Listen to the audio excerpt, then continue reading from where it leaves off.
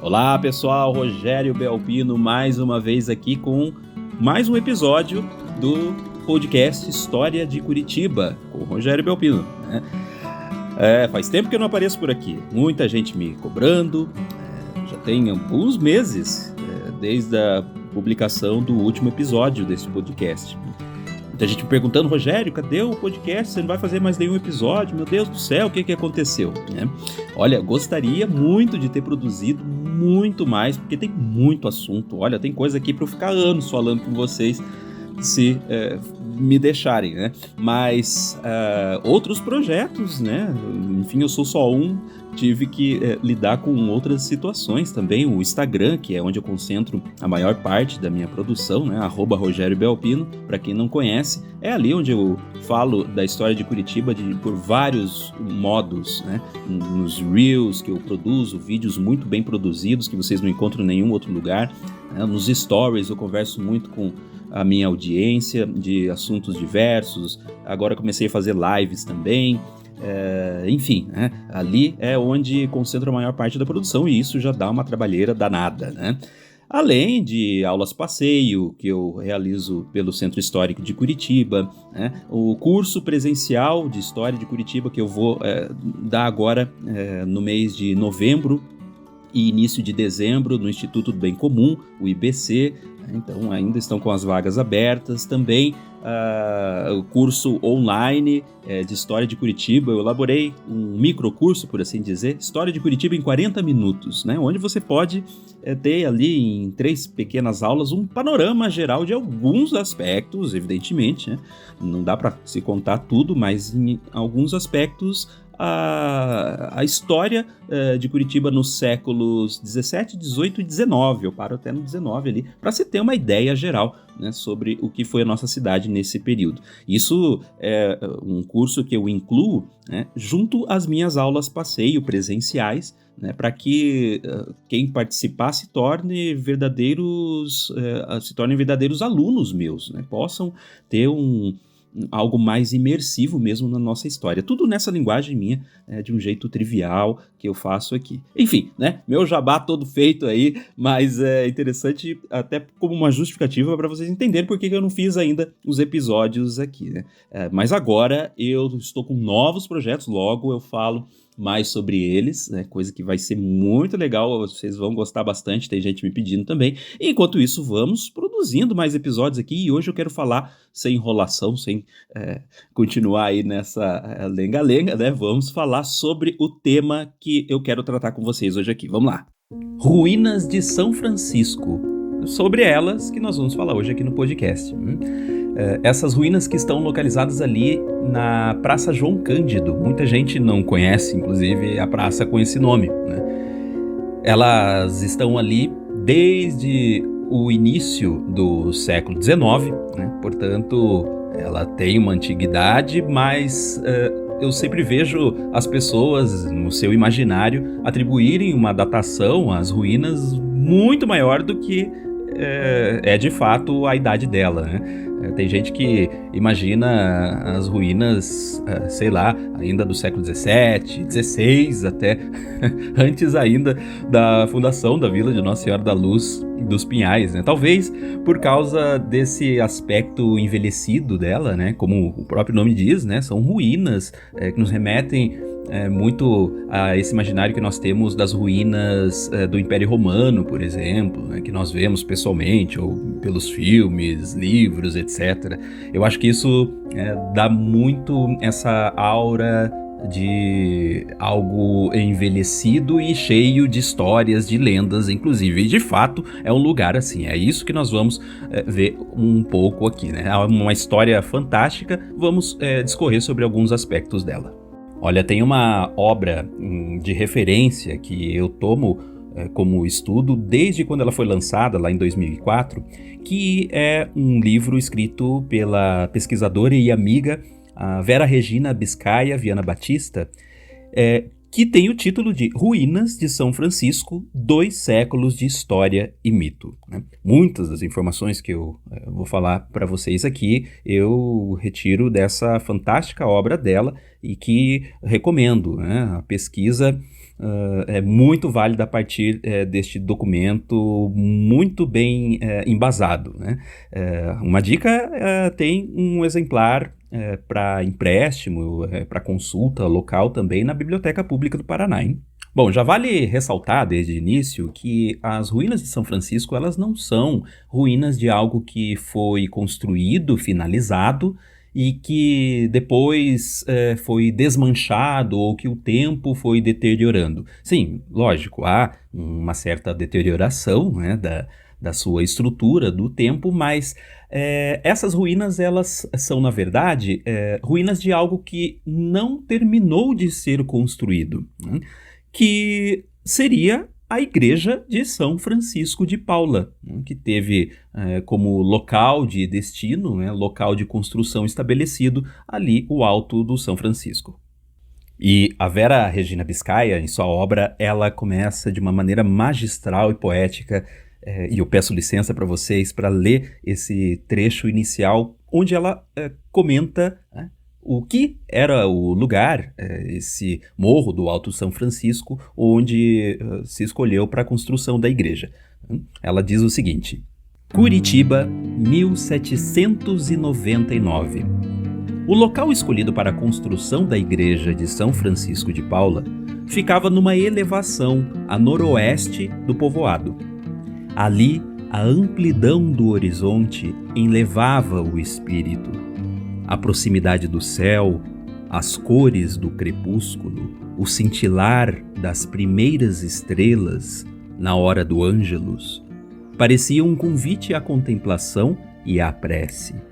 Não podia haver lugar mais apropriado para erigir-se um templo. Que maravilha, não é?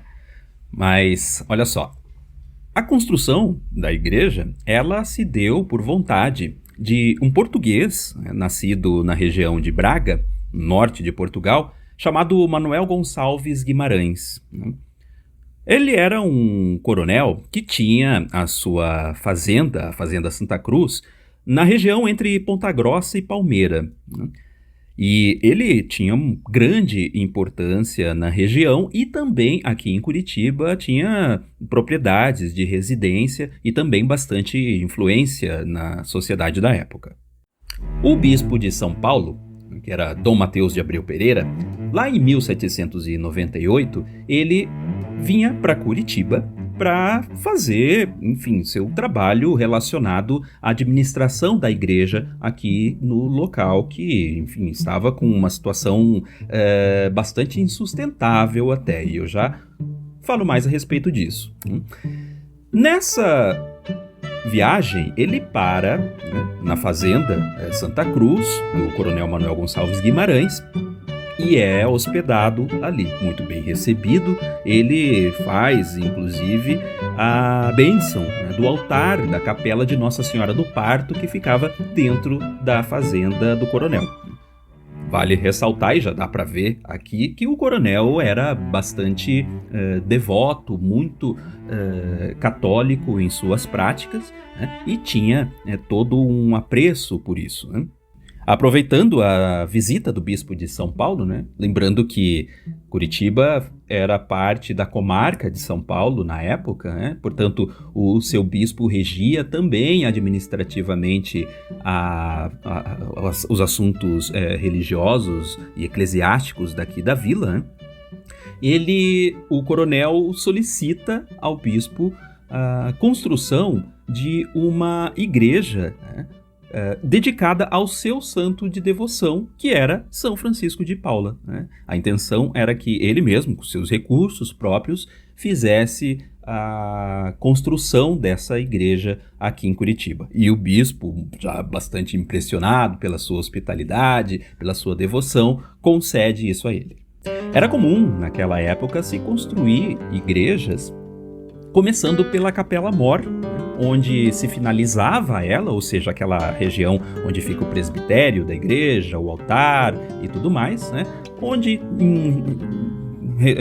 tamanhos menores, mais reduzidos, fosse possível já praticar o rito católico, né? Celebrar a Santa Missa e tudo mais, né? Tendo ao lado também o espaço da sacristia, né? E as obras, então, acontecendo ao entorno dessa capela, né? Começando-se, geralmente, também pela sua parte frontal, né? Toda a igreja, então, seria ampliada até chegar ali na Capela Mor, e aí, enfim, tudo viraria uma coisa só. E foi isso que foi feito ali no Alto São Francisco, né? A capela de São Francisco de Paula foi construída, né? Temos fotos, imagens históricas dessa capela hoje em dia ainda, né? E ali, então, já se pôde, né, colocar o próprio São Francisco, uma imagem bastante bonita que existe ainda hoje, né?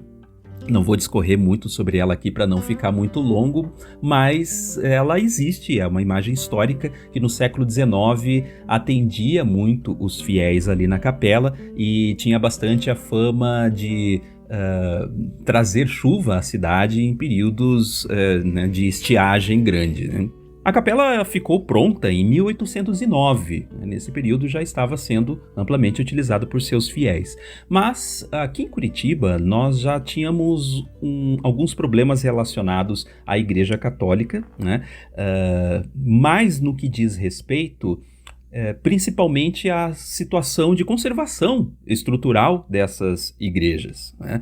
Lembrando que nós tínhamos aqui a Igreja Matriz, né, que ficava no Largo da Matriz, hoje a Praça Tiradentes.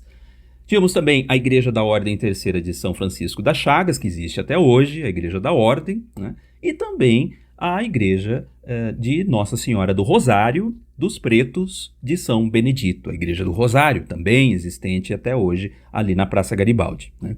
Essas igrejas eram as três que atendiam às almas, né, às necessidades dos fiéis, mas passavam por sérios problemas, né, estruturais. Então, passando aí por necessidades de reformas, enfim, muitas vezes tetos desabando, paredes sofrendo avarias, rachaduras, solos bastante fragilizados, né?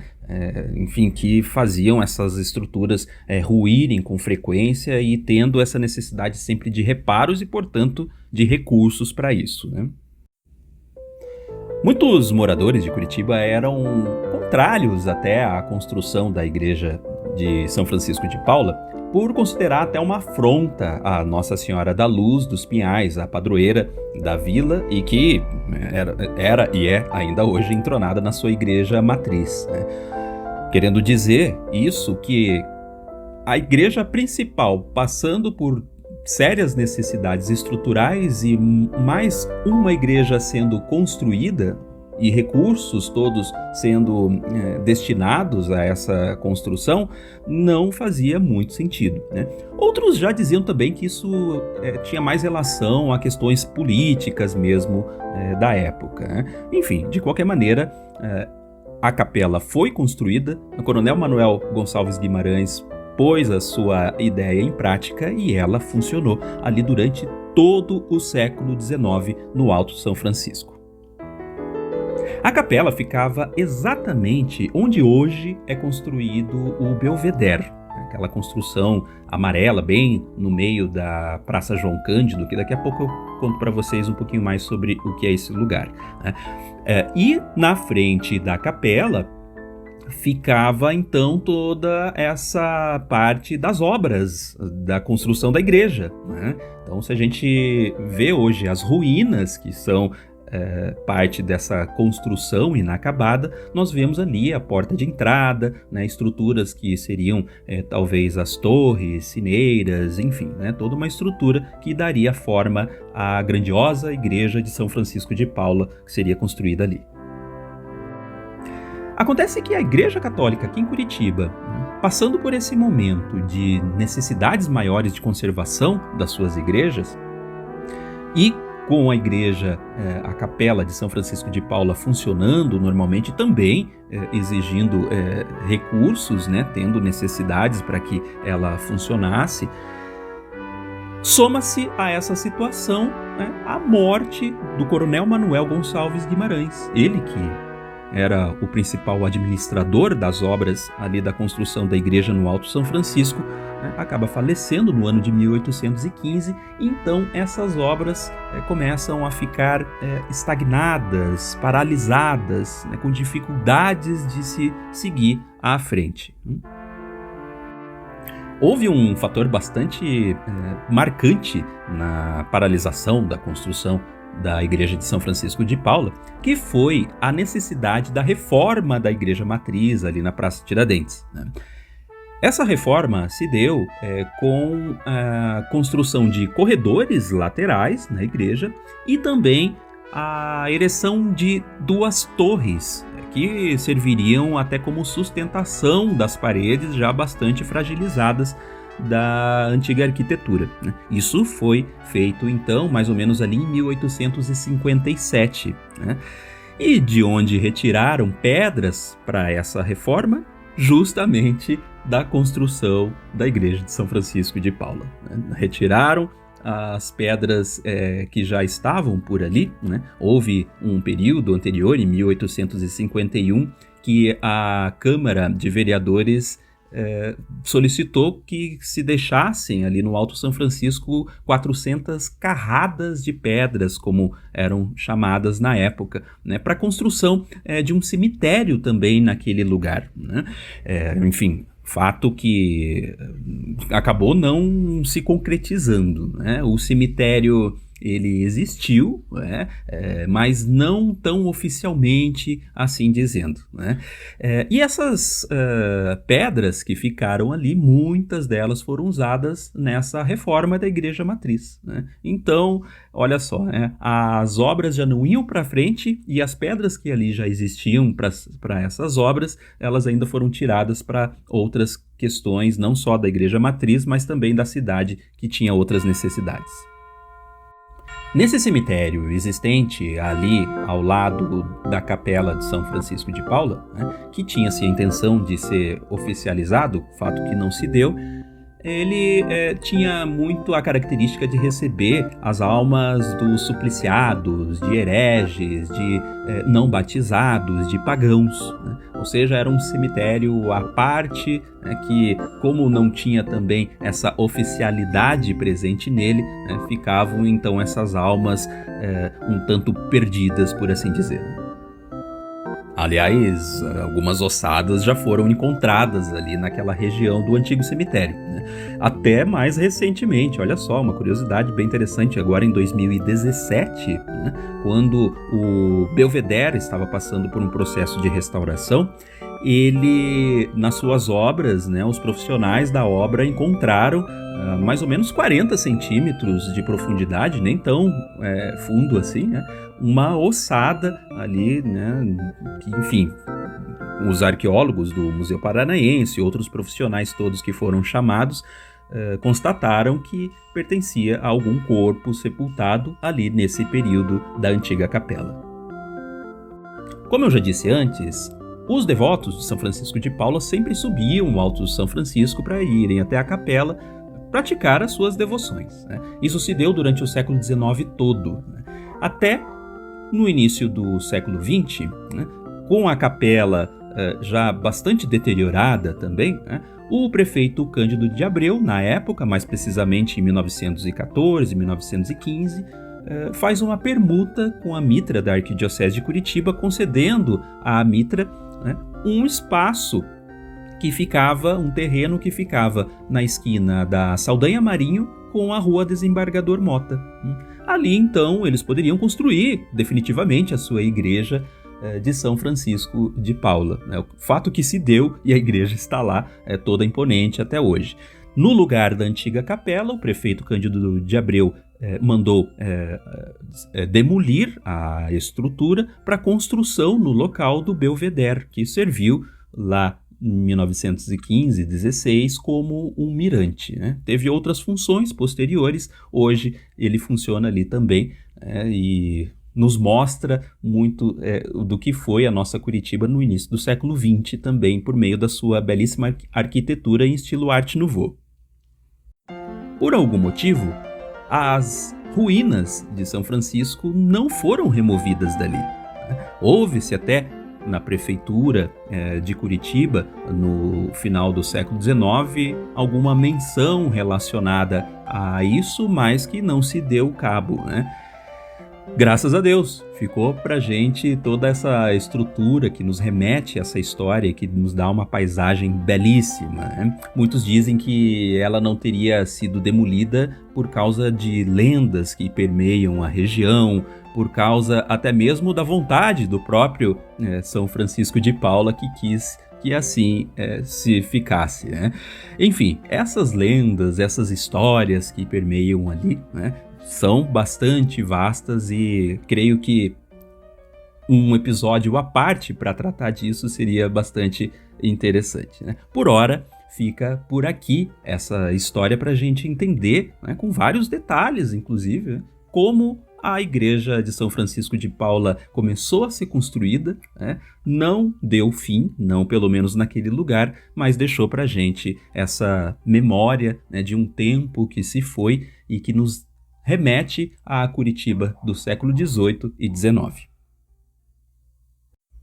Finalizo esse episódio com as palavras do nosso grande escritor, poeta, curitibano Júlio Perneta, que lá no ano de 1900 escreve essas palavras a respeito das ruínas de São Francisco. Veja só.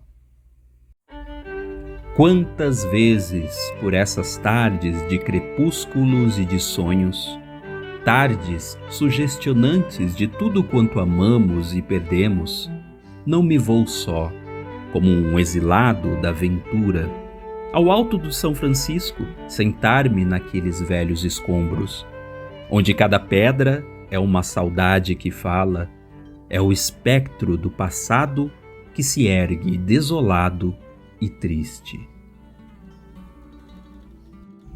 Bom, pessoal, foi isso, né? Olha que legal, né? Um baita do episódio falando sobre um dos meus lugares favoritos aqui em Curitiba. Há muitos anos eu pesquiso sobre as ruínas de São Francisco, leio, vejo e revejo assuntos relacionados a ela, né? É um dos meus xodós aí da história de Curitiba, porque traz muitos assuntos voltados ao nosso imaginário, né? Como arte educador que sou, trabalhar a imaginação é algo que me agrada muito e passar isso para vocês de alguma forma também é algo fantástico, né, que me honra demais, né? Enfim, querem saber mais sobre esses e outros temas? Já falei para vocês também, não vou nem ficar repetindo tanto, né? Instagram, YouTube, tem gente que está escutando esse episódio pelo YouTube, né, onde eu hospedo também, né, Spotify, né, também o Facebook, TikTok, canal no WhatsApp, Threads do Instagram, enfim, tantas redes sociais aí que eu me esforço o máximo possível para alimentar e trazer a história de Curitiba de uma maneira próxima, né, trivial até, dinâmica, prática, para a gente consumir essa história e colocá-la cada vez mais presente no nosso dia a dia, né?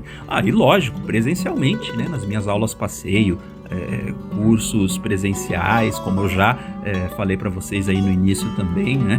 Enfim, várias formas que eu proporciono para vocês e que nos dão uma maior noção da nossa própria identidade, né, de quem somos. E não vejo ninguém, né, fazendo algo assim como eu tenho feito por aqui também. Tem colegas fazendo excelentes trabalhos, mas cada um tem a sua forma de fazê-lo, né? E é essa que eu encontrei para conversar com vocês, tá? Espero que tenham gostado e espero poder fazer o próximo episódio do podcast o quanto antes novamente, tá ok? Muito obrigado por estarem comigo até aqui e um abraço.